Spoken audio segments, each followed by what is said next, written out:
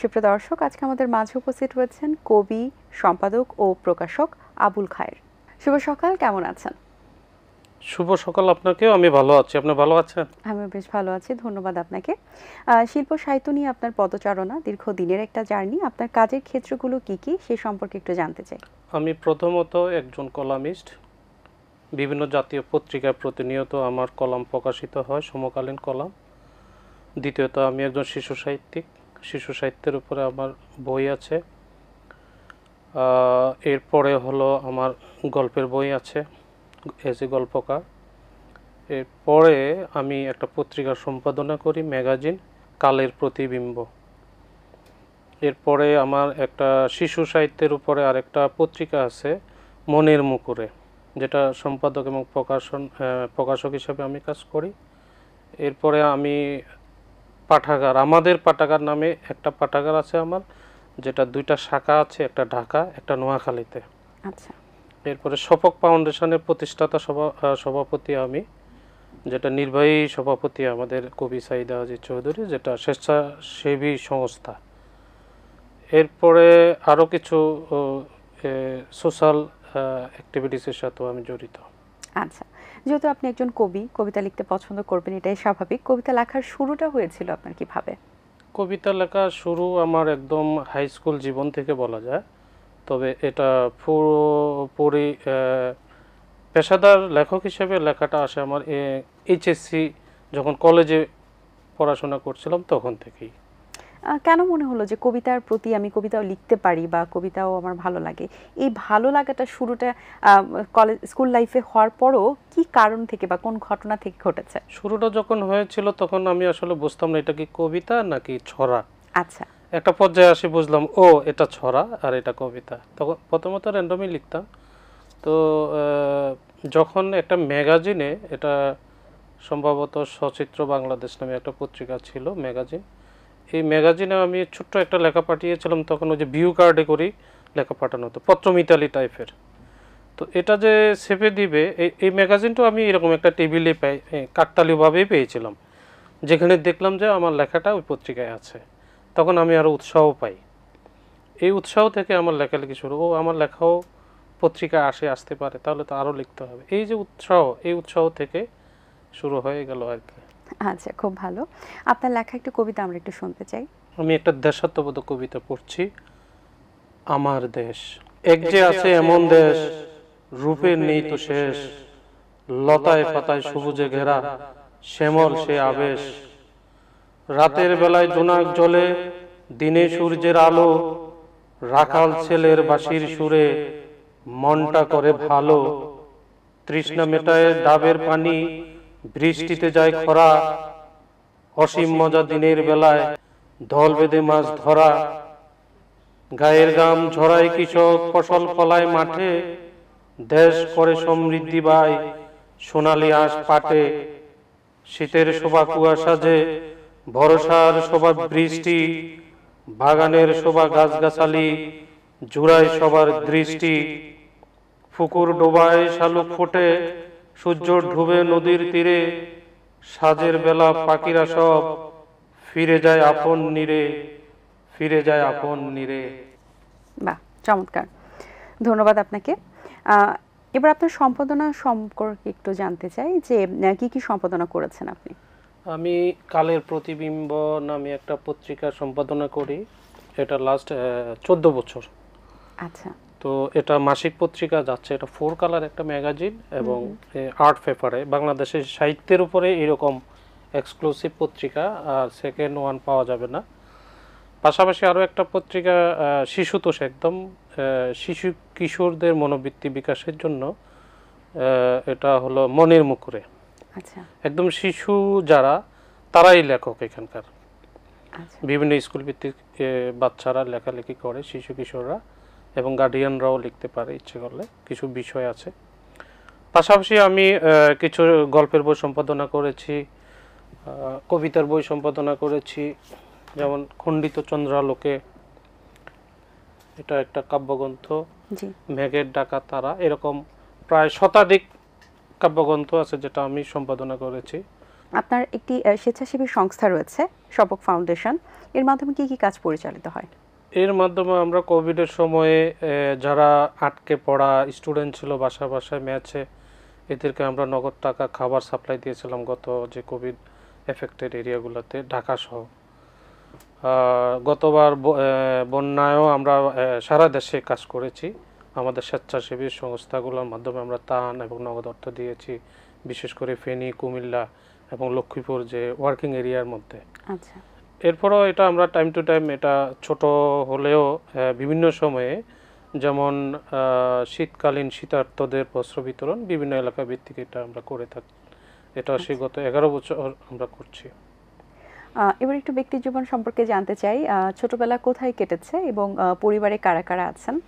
আমার জন্ম নোয়াখালীর সেনবাগে, মোহাম্মদপুর গ্রাম।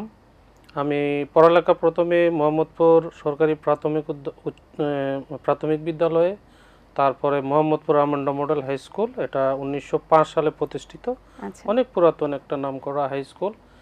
এরপরে আমি চৌমুহনী সরকারি আশিক কলেজ, সেটা নোয়াখালী চৌমুহনীতে, সবচেয়ে এটাও ওল্ডেস্ট একটা কলেজ, এখন ইউনিভার্সিটি কলেজ। এরপরে আমি গভর্নমেন্ট তিতুমির কলেজ থেকে গ্র্যাজুয়েশন করেছি। পাশাপাশি আমার ঢাকা ইউনিভার্সিটিতে চারুকলা অ্যাডমিশন ছিল, 1 বছর করেছি, সেখানে এটা কন্টিনিউ করা হয়নি।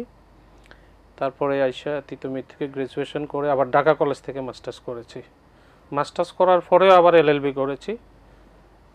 আচ্ছা, এখন কি প্র্যাকটিস করা হচ্ছে কিনা? এলএলবি প্র্যাকটিস করা হচ্ছে না, বাট বিভিন্ন সেমিনারে যাই, টুকটাক মানুষকে হেল্প করি একেবারে দায়িত্বশীল জায়গা থেকে, বাট প্রফেশনালি না। প্রফেশনাল আমি এখন পুরোপুরি লেখক এবং প্রকাশক। লয়ারও কি প্রফেশন হিসেবে নেবেন কিনা? না, ওটা আর ইচ্ছে নাই আসলে। আচ্ছা, পরিবারের সদস্যরা কেমন আছেন, কারা কারা? পরিবারে আমার 2 মেয়ে 1 ছেলে, আর আমার ওয়াইফ, আমার আব্বা আম্মা। আচ্ছা, অবসর সময় কি করা হয়? অবসর সময় শুধু বই পড়ি, আর না হলে ফ্যামিলি নিয়ে ঘুরতে বেরোয় যাই। আচ্ছা, আপনার প্রিয় লেখক কে? আমার প্রিয় লেখক অনেকে আছেন। আমাদের গোর্খী আছেন, আমাদের শেক্সপিয়ার, পাশাপাশি আমাদের রবীন্দ্রনাথ, কাজী নজরুল, জীবনানন্দ, এগুলি তো আছেনই। এবারের বইমেলা কেমন গিয়েছে আপনার, এবং কোন বইটি এবার পাবলিশ করেছেন? এবার আমার 160টা বই পাবলিশড হয়েছিল, যদিও একেবারে এটা অন্য যে কোনো সময়ের তুলনায় এবার বইমেলার সিচুয়েশনটা ভালো ছিল না, পজিটিভ ছিল না। আচ্ছা, যেহেতু একটা অংশ এটাকে বয়কট করেছে, সেই প্রভাবটা মেলায় পড়েছে। এরপরেও বলবো এটা সাকসেসফুলি ভালোভাবে গেছে, এটাই আমাদের। আগামী বইমেলা নিয়ে কি পরিকল্পনা রয়েছে?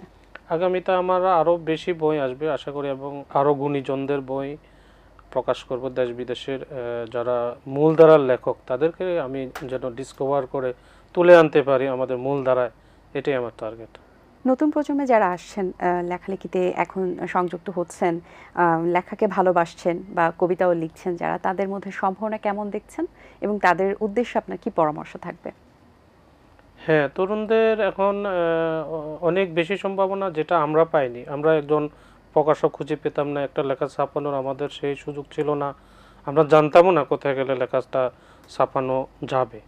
তো এখন সব কিছু যেহেতু সামাজিক যোগাযোগের মাধ্যম, সবাই সবাইকে পেয়ে যাচ্ছে, যোগাযোগটাও সহজ হয়ে গেছে, এবং খুব সহজেই লেখা প্রকাশ করার মাধ্যমগুলো অনলাইন, ম্যাগাজিন, পত্রিকায় পেয়ে যাচ্ছে।